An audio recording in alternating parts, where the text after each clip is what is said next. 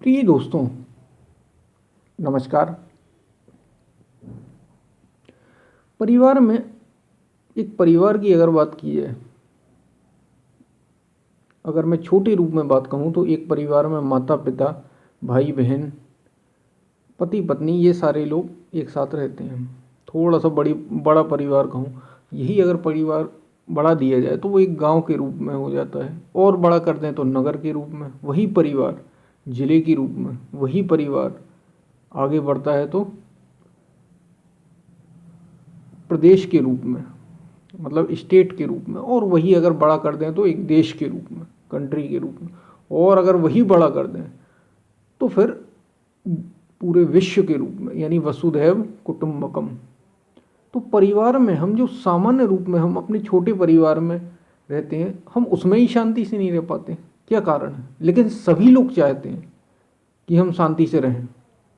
सब लोगों के मन में भीतर ही भीतर कहीं ना कहीं ये भाव होता है कि वे शांति से रहें, खास तौर से जो आध्यात्मिक मार्ग पर हैं, या फिर जो थोड़े धार्मिक प्रवृत्ति के हैं, या फिर जो सही दिशा में, जिनकी बुद्धि सही, अगर कोई वैसा कोई समस्या नहीं है तो सभी ये चाहते हैं। लेकिन हम रह नहीं पाते। कारण क्या है? जो साथ में कभी रहे हैं वे जब एक दूसरे से अलग होते हैं कुछ समय के बाद, जैसे मान लीजिए माता पिता एक और एक उनके 2 या 3 बच्चे, एक बच्चा कहीं बाहर जाता है तो माता पिता को और उनके जो भाई या बहन है उनको उसकी चिंता रहती है, वो बाहर जाता है। उस बच्चे को भी अपने माता पिता, और चूंकि वो पढ़ाई के लिए या किसी भी काम से बाहर गया है, कुछ समय तक 2 साल 3 साल 4 साल वो बाहर रहता है, या बीच में वो जब आता है तो बड़ी खुशी से कि हम साथ में मिलकर रहेंगे, तो कुछ समय तक तो आप साथ रहते हैं, बहुत अच्छा लगता है। लेकिन जैसे ही जब साथ में रहना शुरू होते हैं तो फिर वही चीज़ें शुरू हो जाती हैं। क्या कारण है दोस्तों कि साथ में हम नहीं रह पाते? और यही चीज़ फिर हर एक स्तर पर, जैसे मैंने बताया, हर एक स्तर पर यही चीज़ है, चाहे वो आप देश ले लें या विश्व के स्तर पर ले लें। ये क्या कारण है? ऐसा क्यों नहीं हो पाता कि हम साथ रहना चाहते हुए भी साथ नहीं रह पाते? जो नहीं रहना चाहते उनकी बात एकदम अलग है, लेकिन जो रहना चाहते हैं वो भी आपस में इस तरीके से व्यवहार करते हैं। यहाँ पे दोस्तों बात आती है, ऐसा क्यों? इसका कारण है कर्म बंधन। हमारे आपस में बॉन्ड है, बंधन है, यानी आपस में कर्म का जुड़ाव है। इस वजह से ये सारी चीज़ें घटती हैं। तो क्या दूसरा इसके लिए जिम्मेदार है? बिल्कुल नहीं। प्रिय दोस्तों, इसके लिए कोई भी दूसरा जिम्मेदार नहीं है। आपके साथ जो चीज़ें घट रही, एक ही परिवार में आप देखेंगे, अगर 2 भाई, एक ही परिवार में 2 बच्चे हैं, एक बच्चे के माता पिता के साथ एक दूसरे प्रकार से संबंध है, और एक दूसरे बच्चे के दूसरे प्रकार से संबंध है दोनों एक ही साथ। तो क्या माता पिता में दोष है या उस बच्चे में दोष है?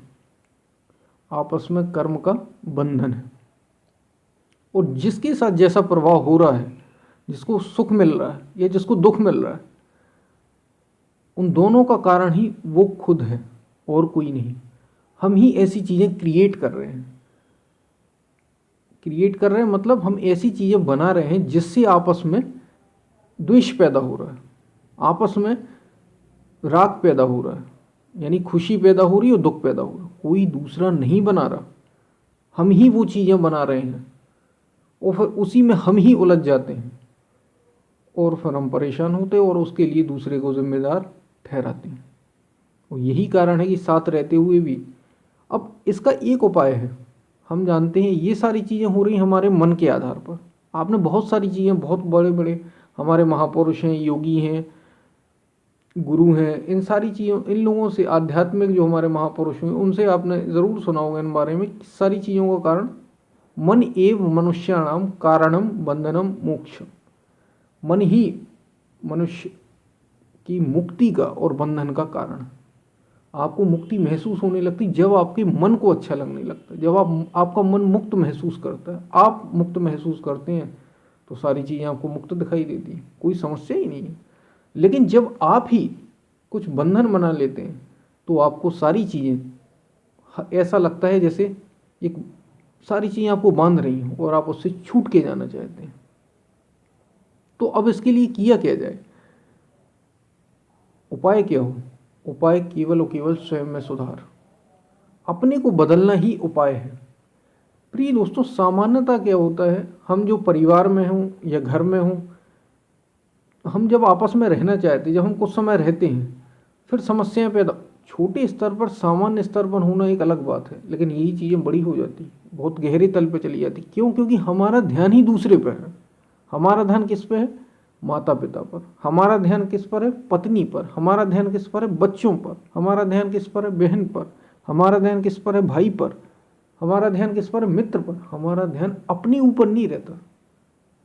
जब आप ध्यान अपने पर लाएंगे, जब आप अपने लक्ष्य की ओर अग्रसर होंगे, तो कोई समस्या होगा ही नहीं। आप मुझे बताइए, आपकी ट्रेन 5 बजे की है, 4:45 बज गया है, यहाँ से स्टेशन तक आपको जाने में 15 मिनट की दूरी लगती है।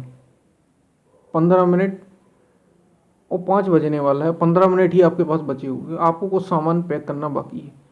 मम्मी कुछ बोल रही है, डांट रही है, बहन कुछ डांट रही है, पत्नी कुछ कह रही है, और आपको निकलना है। आप क्या इन सब पे ध्यान देंगे? बिल्कुल भी नहीं। आप किस पर ध्यान देंगे? आपको जहाँ जाना है, और आपके लिए बहुत ज़रूरी है। बस ये आपका, ये समझिए, लास्ट चांस है, अंतिम मौका है। इसके बाद कोई उपाय नहीं। तब क्या आप उलझेंगे पत्नी से? उनसे बात विवाद करेंगे? माँ से बात विवाद करेंगे? बहन से, या यूँ कहें भाई से, पिता से? किसी से भी आप नहीं करेंगे। क्यों? क्योंकि आपका सारा का सारा ध्यान बाहर निकलने में, कि मुझे निकलना है, किसी भी तरीके से मुझे पहुंचना है। आप बिल्कुल नहीं उलझेंगे, मुस्कुराते हुए सबके, जल्दी जल्दी, हाँ ठीक है ठीक है, सबको प्रणाम कर लेंगे, चलो आगे देख लेंगे, ऐसा करते हुए आप जल्दी से जल्दी निकलना चाहेंगे। आपका ध्यान कहाँ आ गया? आपको समय ही कहाँ है? समय है नहीं, क्योंकि आपको कहीं पहुंचना है। प्रिय दोस्तों, सामान्य जीवन बस यही होता है। जब हम खाली होते हैं, हमें कहीं पहुंचना नहीं है, जीवन का कोई उद्देश्य नहीं है, तो हम आपस में ही उलझे रहते हैं। माँ क्या कर रही है, पत्नी क्या कर रही है, भाई क्या कर रहा है, उसने ऐसा नहीं किया, इसने ऐसा नहीं किया, दूसरे पर हम ब्लेम करते रहते हैं। इसने ऐसा नहीं, हाँ ऐसा हो सकता है, एक स्तर तक तो ये हो सकता है कि कुछ घटना है, लेकिन उसके लिए भी मैं आपको, हमारा जो अध्यात्म है, केवल और केवल 100% अपनी जिम्मेदारी बताता है, कि आप ही जिम्मेदार हैं अपने कर्मों के, अच्छे या बुरे कर्मों के। कोई दूसरा जिम्मेदार है ही नहीं। फिर भी मैं कहता हूँ कि थोड़ी बहुत, मान लीजिए दूसरी परिस्थितियाँ ऐसी बन रही हैं कि कोई दूसरा जिम्मेदार हो रहा है, लेकिन बदलना केवल आपके ऊपर है। आप ही उनको बदल सकते हैं। और ये बदलेगा कैसे? हर कोई कोशिश तो करता है। मान लीजिए आपकी जो रूट कॉज है, जीवन का जो मूल है आपका, वो लोभ की वृत्ति से, काम की वृत्ति से, क्रोध से बना हुआ है। हमारा जीवन बना कैसे है? इन्हीं से बना है, काम, क्रोध, लोभ।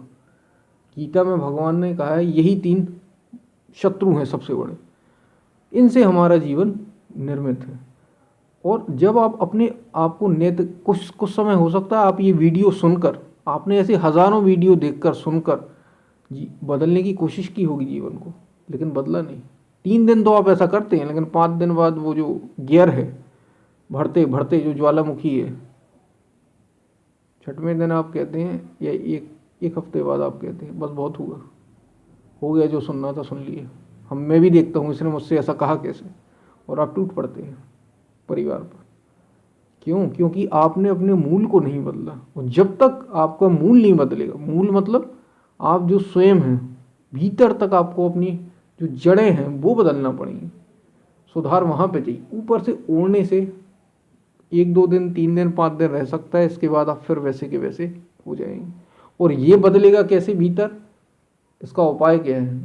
ध्यान। इसका उपाय क्या है? योग। इसका उपाय क्या है? साधना। इसका उपाय क्या है? स्वाध्याय। इसका उपाय क्या है?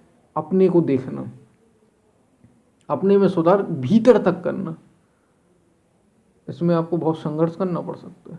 इसीलिए इस संस्कृति ने, भारतीय संस्कृति ने, मोक्ष को जीवन का आधार रखा है। जब आप उस रास्ते पर होते हैं और उसको चरम लक्ष्य बनाए रहते हैं, मोक्ष का मतलब कहीं जाना नहीं है। मोक्ष का मतलब शरीर से मरना नहीं है, मोक्ष का मतलब मन को तोड़ देना नहीं है। मोक्ष का मतलब क्या, वास्तव में जो आनंद है, बिना किसी उलझनों के, बाहरी समस्याओं के उलझनों में उलझे बिना अपनी पूर्णता की ओर ध्यान रखना, अपने ऊपर ध्यान रखना, बस यही मोक्ष है। जीने का सबसे अगर सही तरीका या बेस्ट तरीका कहूँ, जो व्यक्ति ऐसे आनंद में होता है वो क्यों दूसरे से उलझेगा, क्योंकि दूसरा कोई समस्या है ही नहीं। सारी समस्या तो हम थे, हम ही अपने बंधन बना रहे थे, हम ही बार बार बंधनों को क्रिएट कर रहे थे और हमने उन बंधनों को तोड़ दिया, हमने स्वयं ही उन बंधनों को तोड़ दिया और हम आज़ाद हो गए उस चीज़ से। और हमें जब आज़ादी मिली तो कोई दुश्मन था ही नहीं। कबीरा खड़ा, आपने कबीरदास जी का, ये कभी संत कबीर ने इस पर ज़रूर कहा है, जो दिल खोजा आपना, बुरा जो देखन में चला, बुरा न मिले कोई। जो दिल खोजा आपना, मुझसा बुरा न कोई। जब मैंने अपने आप को बुरा देखने चला था मैं, कोई ना कोई बुरा मिल जाएगा, लेकिन जब कोई मुझे बुरा दिखा ही नहीं, जब मैंने अपने आप को देखा तो सबसे बुरा तो मैं ही था, दूसरा कोई था ही नहीं। तो प्रिय दोस्तों, सारी चीज़ें अपने को बदलने में, इसके लिए समय लगता है, इसके लिए साधना लगती है, लेकिन आज नहीं तो कल आपको ये करना ही पड़ेगा। इसका कुछ उपाय लोग मृत्यु से खोजते हैं, सुसाइड जिसको कहते हैं, सुसाइड। लोग आत्महत्या करते हैं केवल इसी आज़ादी के लिए जो मैं आपको बता रहा हूँ, कि मर जाओ फिर क्या रहेगा, कुछ भी नहीं रहेगा। आत्महत्या जिसको कहा जाता, अपनी ही हत्या कर देना, तो आपको आज़ादी मिल जाएगी। लेकिन दोस्तों ये इतना आसान नहीं है। अगर मरने से ही आज़ादी मिलती तो फिर तो सभी आज़ाद हो गए होते, मरने से नहीं। ये जब भी आपको मुक्ति, मोक्ष या आज़ादी मिलेगी, जीते जी और इसी शरीर से मिलती है। जो मरने के बाद, ये तो बहुत कमज़ोर लोगों का काम है, जो परिस्थितियाँ संभाल नहीं पा रहे या झेल नहीं पा रहे, वो इस रास्ते को चुनते हैं, जो कि इसलिए इसको महापाप कहा गया, क्योंकि आप खुद ही उलझ गए, आपसे वो कर्म छूटे नहीं। आप जब फिर कभी जन्म लेंगे किसी रूप में, फिर आप वहीं से शुरू करेंगे। तो ये उपाय नहीं, रास्ता जो मैं बता रहा हूँ, जो हमारे महापुरुषों द्वारा, महाजनु इन गता सपंथ बताया गया है, बस वही रास्ता है। आपको धीरे धीरे इस पर बदलाव करना पड़ेगा, और ये धीरे चींटी की चाल से नहीं, इसको आप बहुत तेज़ी से भी चल सकते हैं। बस आपका ध्यान अपने ऊपर होना चाहिए। और दोस्तों, जब आप ऐसा करेंगे तो आप देखेंगे, हम सामान्यतः क्या करते हैं कि ये दूसरा जिम्मेदार है, ये दूसरा। जब सभी घर के लोग अपने अपने पर ध्यान रखेंगे, अपनी आज़ादी के लिए लड़ेंगे, अपनी स्वतंत्रता के लिए, अपने मन को आज़ाद करने के, तो फिर किसी को समय कम मिलेगा किसी से उलझने के लिए। तब वो प्यार से बात करेंगे, प्यार से मिलेंगे, सारी चीज़ें करेंगे, सब कुछ वही होगा बाहर से। भीतर से उनमें एक आग होगी अपने को आज़ाद करने की, अपने को मुक्त कराने की। बस यही उपाय है।